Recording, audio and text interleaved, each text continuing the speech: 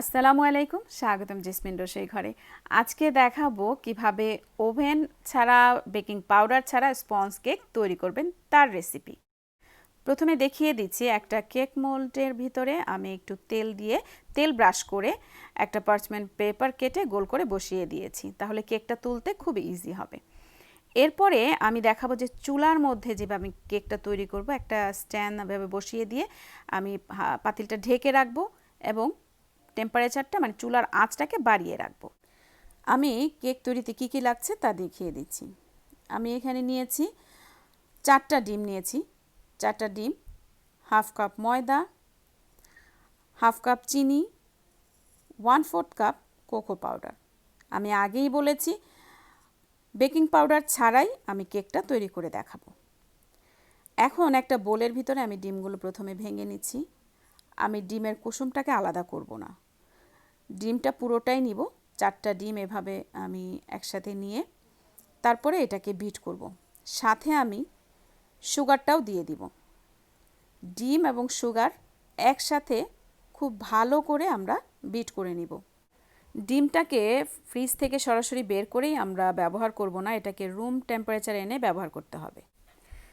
ডিম আর চিনিটাকে খুব ভালো করে আমরা বিট করে নিব। ততক্ষণ পর্যন্ত বিট করব যতক্ষণ না এটা একটা ফ্লাপি আকার ধারণ করে। বেকিং পাউডার, বেকিং সোডা ছাড়া যে কত সুন্দর বা কত সফট একটা স্পঞ্জ কেক তৈরি করা যায় সেটাই আপনাদেরকে আমি দেখিয়ে দেওয়ার চেষ্টা করছি খুব সহজ করে। এখন পর্যন্ত যারা আমার চ্যানেলটাকে সাবস্ক্রাইব করেনি তারা আশা করি সাবস্ক্রাইব করে নেবেন এবং পাশের বেল বাটনটি প্রেস করে রাখবেন পরবর্তী নোটিফিকেশনগুলো পাওয়ার জন্য। দেখতেই পাচ্ছেন কতটা ফ্লাপি হয়ে যাচ্ছে, মানে হয়ে গিয়েছে। অনেক সফট হয় এই মিশ্রণটা। যত সফট হবে আপনার কেকটা তত বেশি সফট হবে, মানে অনেকটা স্পঞ্জি হবে। এভাবে বিট করতে করতে আমাদের সময় লেগেছে, বা আমি সময় নিয়েছি 5 থেকে 7 মিনিটের মতো। মানে 7 মিনিট হলেই আপনার প্রপারলি এইরকম একটা মিশ্রণ তৈরি হয়ে যাবে।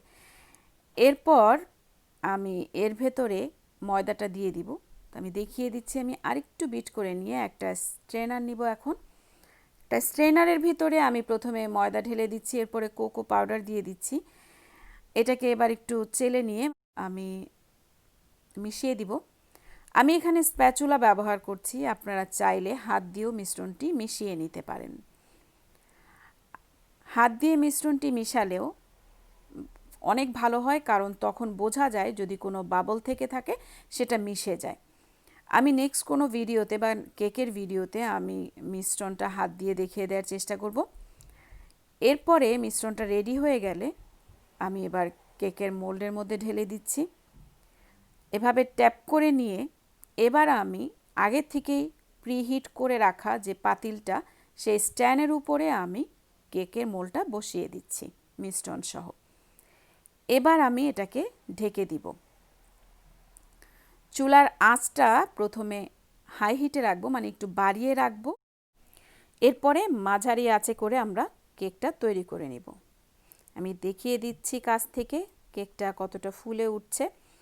এই কেকটা তৈরি হতে সময় লেগেছে 35 মিনিটস। 35 মিনিটসেই কেকটা হয়ে যাবে। আমি দেখিয়ে দিচ্ছি চেক করে একটা শাসলিকের কাঠি দিয়ে, দেখতেই পাচ্ছেন একদমই লাগেনি। এবার আমি এটাকে নামিয়ে নিব এবং ঠান্ডা করে নিব। কতটা সফট হয়েছে আমি এভাবে দেখিয়ে দিচ্ছি আপনাদেরকে কাছ থেকে। কেকটা আসলেই অনেক সফট। আশা করি আপনারা বাসায় তৈরি করে দেখবেন এবং আমাকে কমেন্ট করে জানাবেন কেমন লাগলো এই রেসিপিটি। আজ এ পর্যন্তই। আরেকদিন নতুন কোনো রেসিপি নিয়ে আপনাদের সামনে আমি হাজির হয়ে যাব। আমার ভিডিওগুলো ভালো লাগলে আপনারা লাইক করবেন, শেয়ার করে অন্যকে দেখার সুযোগ করে দিবেন, সাবস্ক্রাইব করে পাশের বেল বাটনটি প্রেস করে রাখবেন পরবর্তী রেসিপির জন্য। আল্লাহ হাফেজ।